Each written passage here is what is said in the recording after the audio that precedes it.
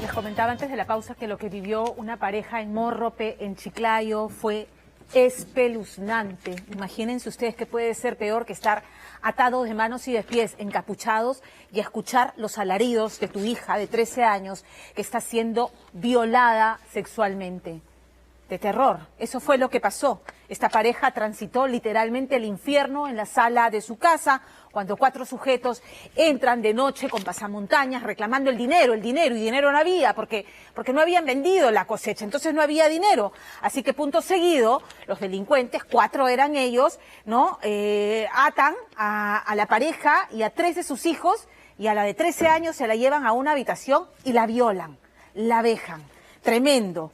Uno de ellos, bautizado por la prensa de Chiclayo como el monstruo de Morrope, ha sido capturado, ha sido identificado no solamente por la víctima, sino por otras mujeres que, aterradas, no han querido denunciarlos porque están asustadas. Claramente esto nos muestra que algo se está pudriendo en nuestro país hace rato y que carcome a los eslabones más débiles de la sociedad, a niñas, a mujeres, a adolescentes, a las que maltratan, vejan, violan, desaparecen, matan, y a nadie se le mueve un pelo. Y mientras tanto, porque hay que decirlo, ¿no? En los planes de gobierno de quienes pasaron a la segunda vuelta y está por decidirse quién será presidente, no hay una línea concreta de qué hacer para prevenir. Y mientras tanto, a las niñas, a las adolescentes las están violando en su propia casa, como denuncia la tía de un adolescente de 13 años que acaba de dar a luz producto de la violación de su padrastro. O esta mujer venezolana que denuncia que su hija ha sido abusada sexualmente por su expareja peruano él, y pese a las pruebas que hay, este sujeto sigue libre. ¿Qué hacemos? ¿Qué hacemos? Fernando Díaz tiene la nota.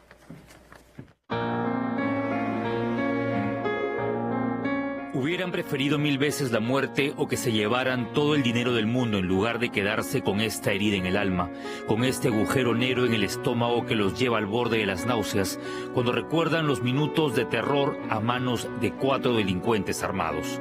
Me encontraba descansando con mi esposo, mis 4 hijos, a los cuales entraron 4 sujetos, ingresaron a mi vivienda. No tenían escapatoria. Una humilde familia de agricultores reducida, maniatada por unos sujetos que, provistos de pasamontañas, buscaban desesperadamente el dinero de las cosechas. Ellos pedían una plata del maíz, al cual yo le dije que todavía no se vendía, el maíz estaba ahí. En ese momento que ellos han estado rebuscando, no encontraban más. Los tenían encañonados. A ella la amarraron de pies y manos, y a él, al jefe de este hogar, lo ataron por completo, colocándole además un saco en la cabeza. Me montaron la madre, me bajaron a rodillas. Y ahí yo me arrodillé, me agarraron los pies, me metieron un poco abajo. Me metieron un saco en la cabeza. Y de ahí yo no vi de mi familia. Estaban en medio de la nada, en una chacra inhóspita ubicada a 1 hora de Chiclayo. Cuando los delincuentes descubrieron que no tenían dinero, decidieron entonces cobrar venganza, tomando como botín el cuerpo de su hija de solo 13 años. Mi hija gritaba, se arrastraba a la hora que no quería que le llevaran para afuera. Entonces yo lo llevaban ahí con el arma. Decían que camine si no quiere que le aviente un plomazo a su papá. Ni todas las súplicas ni los gritos más fuertes pudieron evitar la violación de la menor. Estaban a merced del monstruo de Morrope, Luis Suclupe Valdera, un delincuente de 36 años, jefe de una banda criminal que, tras la denuncia y el reconocimiento de la víctima, fue detenido por la policía. José, ¿te consideras inocente entonces? Sí, son los que van a... ¿Y las denuncias que han aparecido en contra de ti? Si no hay condena, ¿qué cosa es lo que está pasando? Entonces tenemos ese miedo a la impunidad, ¿no? ¿Y por qué? Porque no creemos. ¿Por qué? Porque no analizamos el caso de manera contextual. Cuando los violadores de su hija se fueron, lograron desatarse y simplemente la abrazaron temblando de miedo. El abuso sexual de menores es parte de la otra pandemia la de niños encerrados y que sin poder ir al colegio muchas veces se quedan solos al cuidado de lobos disfrazados de corderos. Esta es la otra pandemia, la pandemia que surge y se acrecienta y bebe y se nutre de una indiferencia estatal, en primer lugar, y en segundo lugar, de este encerramiento, que no les permite, por ejemplo, a los niños tener un horario donde están fuera de su agresor. Los niños a veces están de 9 de la mañana a 3 de la tarde en la escuela, ahora no. Y no tienen una profesora que escuche o vea los hematomas o sea su confidente. Uno siente tan impotente y ganas de morirse. A veces uno ya no sabe ni qué hacer. Cuando esta mujer vio a su sobrina de 13 años embarazada esperando un hijo de su padrastro, no tuvo ante sus ojos la sublime imagen de la maternidad, sino más bien el monstruoso retrato del abuso y la perversión. No saben lo que uno siente, la rabia. Y le veo, y yo creí que tenía 2 meses, y total ya tenía 9 meses. Una barriguita. Una chiquitita, ¿verdad? Y ella todo inocente, flaquita, indefensa. Esta menor no fue abusada por unos delincuentes como la niña de Mórrope, sino por alguien de su entorno, el padrastro que la conoció desde que tenía 7 años. ¿Cómo se llama el agresor? Santos Garay Díaz. Santos Garay es el padrastro que abusaba del adolescente de 13 años cada vez que se quedaba a solas con ella. Mucha gente está ahí en su casa, a veces sin trabajo, pero mira, cuando una persona no quiere hacer esas cosas, hay 1000 maneras de buscar trabajo y salir adelante, porque ese señor se metió a la casa con esa intención y ya no salía de su casa, y mi hermana estaba trabajando. Ella trabajaba, pero el señor estaba metido en su casa, haciendo esas cosas, pero mi hermana no se dio cuenta. Hace 3 meses, esta niña violentada alumbró a un bebé producto de una violación. Su tía materna hizo la denuncia y consiguió meterlo preso de manera preventiva en el penal de Ancón, pero hoy teme que su hermana no siga la denuncia y prefiera liberar al agresor antes que proteger a su hija. En este caso, la madre protege al violador. El violador está en la cárcel. No sé si sea su padre o no, pero está en la cárcel. Y la madre protege. Entonces, que esa niña de 12 años vuelva con su retoño a la casa de la madre, pienso que no. Rosario Sacieta propone para estos casos la participación de familias acogedoras, donde se puedan albergar a estas niñas abusadas que no están seguras ni siquiera en manos de su propia sangre. En el Perú, cada día, niñas de 10 a 14 años dan a luz en el país. Y si eres de 10 a 14 años estás hablando de violaciones flagrantes, hechas casi siempre en el entorno familiar. La violación con embarazo logrado o no, si es menor de 14 años es cadena perpetua. Pero ¿qué pasa cuando eres extranjera? ¿Qué pasa cuando la justicia no entiende tu dolor y el violador se pasea libremente en la vereda de la impunidad? No fuera así, era así, yo jamás y nunca hubiese puesto a mi hija en bandeja de plata para que la dañara. Llegó de Venezuela hace 3 años y se instaló en San Juan del Urigancho junto a sus hijos, la mayor de tan solo 13 años. Trabajó de sol a sol hasta que conoció... Yo aquí en la casa y todo lo demás.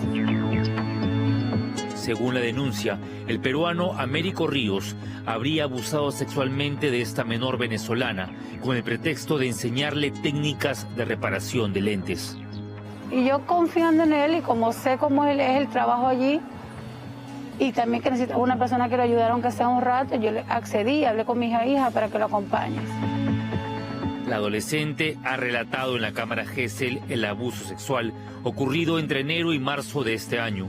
El examen del médico legista también lo confirma. El médico legista lo que certifica es, ¿está indemne? Indemne es que no tiene nada o que sí hubo violación, y acá lo dice. ¿Cómo? ¿Cuándo? ¿En dónde? ¿Y cuántas veces? Lo narra acá la niña dentro de su inocencia y dentro de su temor, porque la niña está afectada psicológicamente. No está bien la niña inclusive ha querido suicidarse. Sin embargo, si a duras penas la justicia repara a las menores abusadas nacidas en el Perú, imagínense lo que ocurre con una adolescente extranjera violentada en suelo peruano. Tenían miedo al escándalo, porque le teme el que dirán.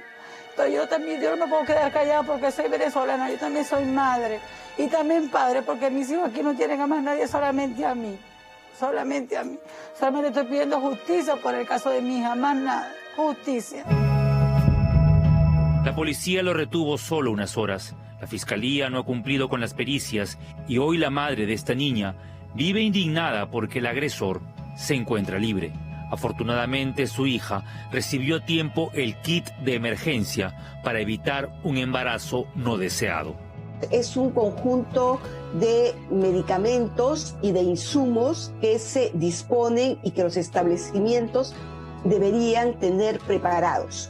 Incluyen desde pruebas rápidas de VIH, prueba rápida de embarazo, incluyen antirretrovirales, que son básicamente para prevenir el VIH, incluyen antibióticos que previenen las infecciones de transmisión sexual y además incluye la anticoncepción oral de emergencia. Una víctima de violencia sexual tiene todo el derecho de exigir este kit de emergencia que debe ser administrado por el personal de salud y que por ley está obligado a colocarlo no solo a niñas. Hay niños que también son abusados y que podrían contraer el VIH o una enfermedad de transmisión sexual. Es obligatorio que se aplique el kit de emergencia. El personal de salud como el personal de educación están obligados a cumplir con la ley. Y si la ley dice que se tiene que entregar el kit de emergencia, ellos están en la obligación. Uno de estos kits, que incluyen entre otros medicamentos, retrovirales y la píldora del día siguiente, fue suministrado también a la adolescente de Mórrope abusada sexualmente por delincuentes armados. Al ver que mi hija lo llevaban, yo pedía que por favor lo dejen, que lo traigan, que no la lleven. En ese momento después escuché que mi hija me pedía que lo ayude. Estaba afuera de mi casa, el cual yo rogaba y pedía a Dios por qué me pasaba esas cosas, porque con mi hija pedía que por favor ya se fueran, que llevaran lo que encontraran, pero que se fueran y no nos hicieran daño. Pero el monstruo de Mórrope, junto a otro de sus cómplices, arrastraron a esta menor a otro ambiente de la casa. Una escena de terror que le ha causado a esta familia un enorme daño psicológico. Uno de los sujetos que me estaba cuidando comenzó también a tocarme y yo le pedí que no me tocara. La policía solo pudo capturar al monstruo de Mórrope. Los otros 3 delincuentes que participaron de esta violación se encuentran prófugos y han amenazado incluso con regresar y matarlos. Nosotros pedimos que sea justicia. Como madre pido ayuda, que me ayude la ministra de la Mujer. De todo corazón, de verdad, pido que por favor ella me ayude para que puedan dar con los demás que están sueltos. Son 3 los que faltan. Yo le hago un llamado a ella, a la ministra de la Mujer, si me está escuchando, que por favor se apiade de mí y de mi familia, sobre todo de mi hija. En el Perú, cada día niñas entre los 10 y 14 años alumbran a una criatura producto de una violación. En el 2020 se registraron más de 35.000 partos. Persistir en la idea de que esta maternidad es también una dulce espera resulta monstruoso.